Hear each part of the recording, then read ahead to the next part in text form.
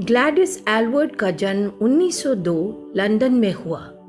उनके 23वें उम्र में एक आत्मिक सभा में भाग लेते समय उन्हें विश्वास हो गया कि परमेश्वर ने उन्हें चीन में एक मिशनरी के रूप में बुलाया है। ठीक 5 साल बाद सन 1930 में उन्हें एक बुजुर्ग मिशनरी स्त्री जीनी लॉसन की मदद के लिए चीन आने का मौका मिला। कुछ ही सालों में वहां ग्लैडिस एल्वर्ट कई अनाथ बच्चों की पालक मां बन गई। चीन उस समय एक बड़ा संघर्ष से गुजर रहा था। जापान ने चीन के विरुद्ध युद्ध छेड़ दिया। कुछ ही दिन में स्थिति काफी तनावपूर्ण हो गई। ग्लैडिस के देखरेख में 100 से अधिक अनाथ बच्चे थे। उनकी सुरक्षा खतरे में पड़ गई। ग्लैडिस गहरी चिंता में पड़ गई। वह समझ ना पा रही थी कि वह किस तरह उन बच्चों को संभालेगी, क्योंकि जापानी सेना का आक्रमण बहुत नजदीक आ गया था। जल्द से जल्द उसे उन बच्चों को सुरक्षित स्थान पर पहुंचाना था। चारों तरफ चुनौतियां और खतरा था। ग्लैडिस ने एक साहसिक कदम उठाया। वह 100 से अधिक बच्चों को साथ लेकर प्रस्थान कर दी।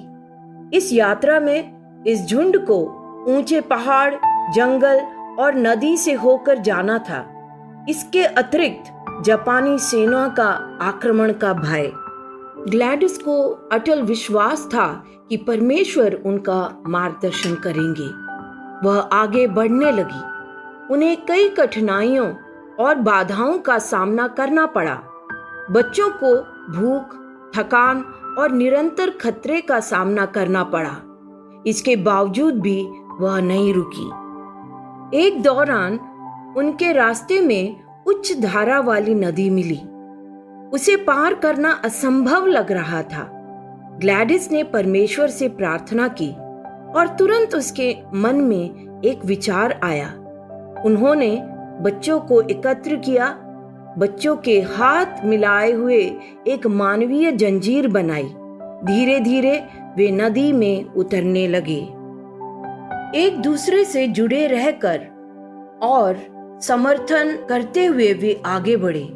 उन्होंने एक आश्चर्यजनक बात देखी। जैसे जैसे वे आगे बढ़ रहे थे, जल स्तर घटने लगा और वे सुरक्षित नदी के दूसरी ओर पहुंच गए। इस घटने ने ग्लैडिस और उन बच्चों के विश्वास को और मजबूत बना दिया। वे परमेश्वर पर पूर्ण भरोसा करने लगे। यह घटना एक शक्तिशाली गवाही बन गई। युद्ध के समय में परमेश्वर की चमत्कारी प्रविष्टि और मार्गदर्शन ने उनको ढाढ़स दिलाया। आज भी उनका जीवन लोगों को प्रभावित करता है। संकट के समय में भयानक परिस्थितियों में विकल्प करने की दृढ़ता देता है। उनका मृत्यु 3 जनवरी 1970 को हुई। ग्लैडिस एल्वर्ट का प्रभावशाली जीवन और परमेश्वर पर अटल विश्वास से भरा हुआ कार्य कई किताबों में, लघु कथाओं में और फिल्मों में विकसित की गई है।